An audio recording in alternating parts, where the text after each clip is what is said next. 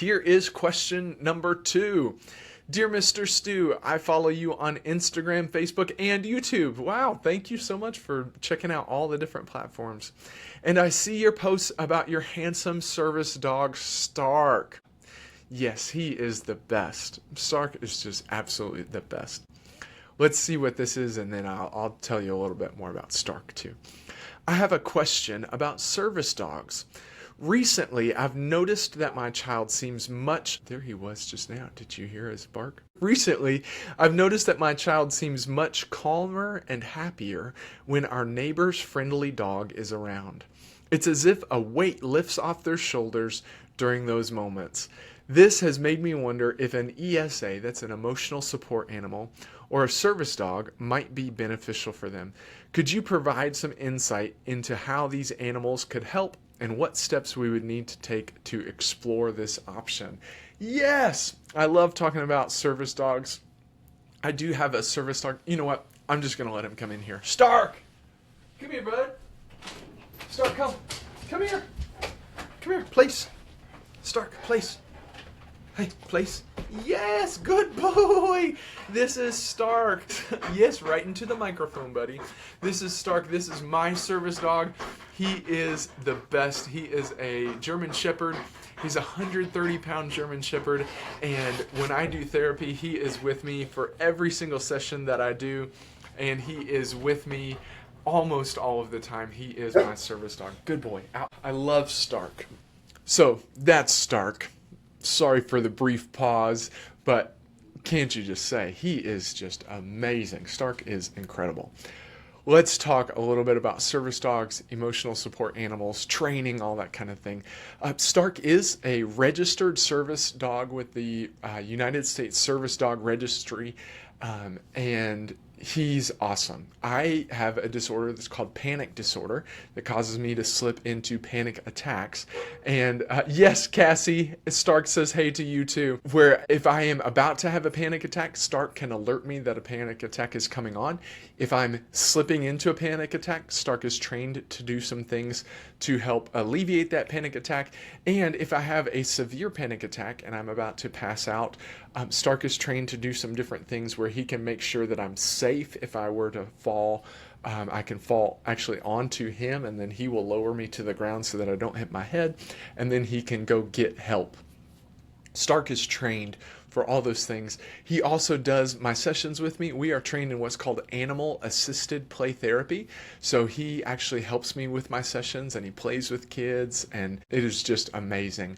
So I have no doubt that if your child has found a friendly animal, it can be of benefit to them. Animals are great for so many different reasons, and especially for children who just have a lot going on in their little minds. Animals can be incredible, incredible companions. So it's great to know that your child has found someone who an animal who they can get along with and that they can feel supported by. Let's talk a little bit about emotional support animals and service dogs, the differences, and then see if one of these might be of good benefit to your child.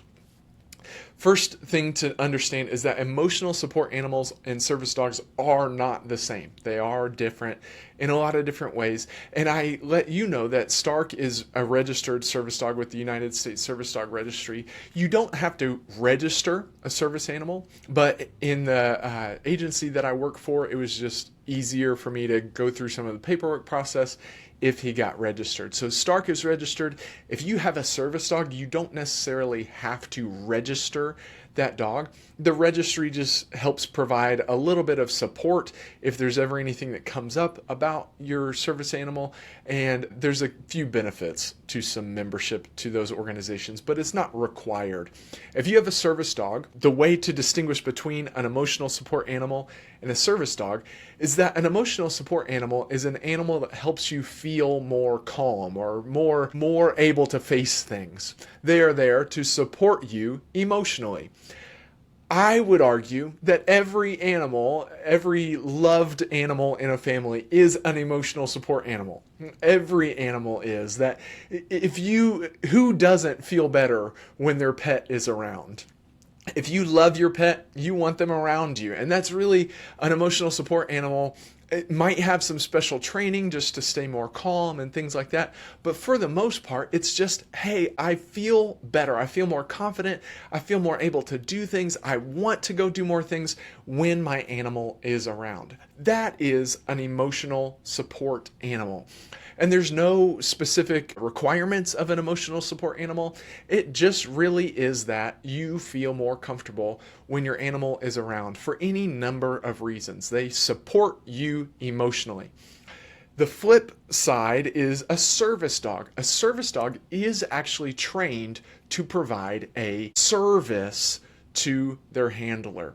It's not just that you feel better with the animal around, in my case, my dog, but my dog is actually trained to provide a service to me, and I have a disorder that meets the requirements for one of those services.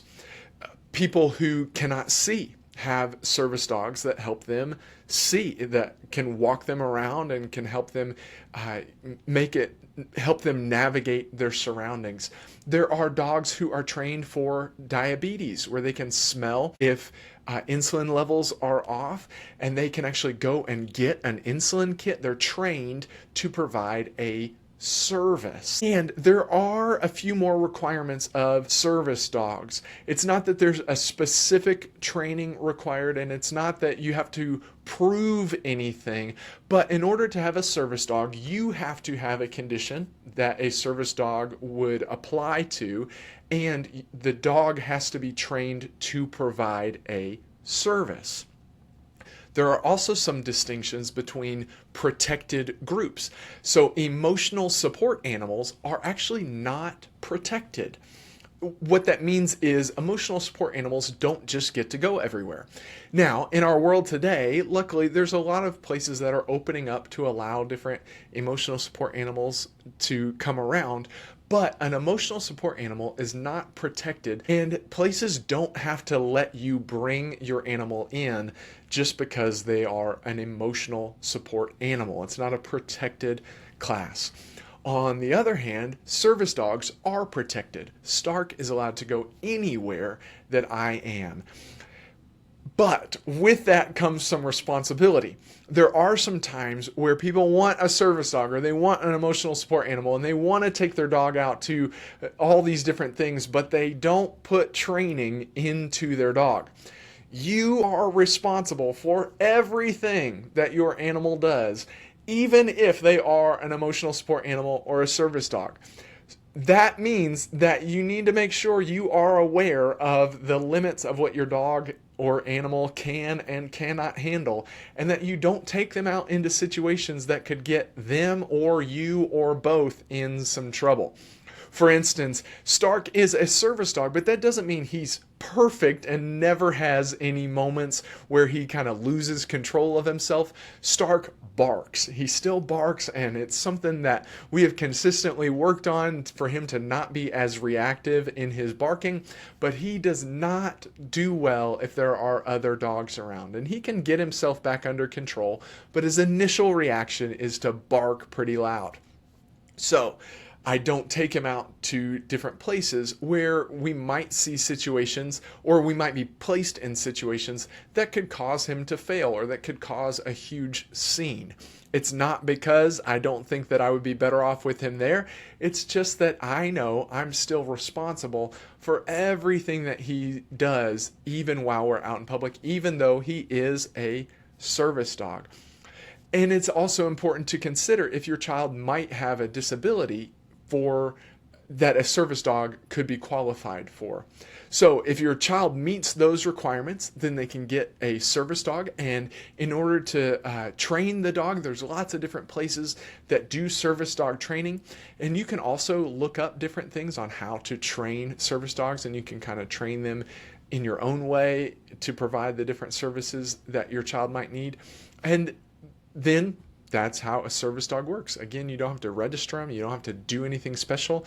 It just means this dog is trained to me to provide a service to me because of a disability. Now, you can also go the other route and you can provide your child with an emotional support animal. Just know that doesn't mean they're going to be able to take them everywhere. And really, emotional support animal, service dog, whatever, if you feel like your child is responsible enough and you feel like your child could benefit from just a pet, they don't have to be an emotional support animal or a service dog. You don't have to label them as that. They can just be a great pet that really is there to support your child. I think sometimes people misunderstand this concept and they think that their pet has to become an emotional support animal, or we have to call them an emotional support animal in order for them to be helpful. That's not true. Animals are amazing.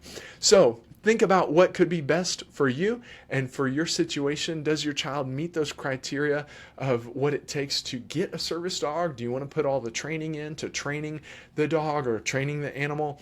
Or would you rather go that route with the emotional support animal? Or could it be great just to have an awesome pet added to your family?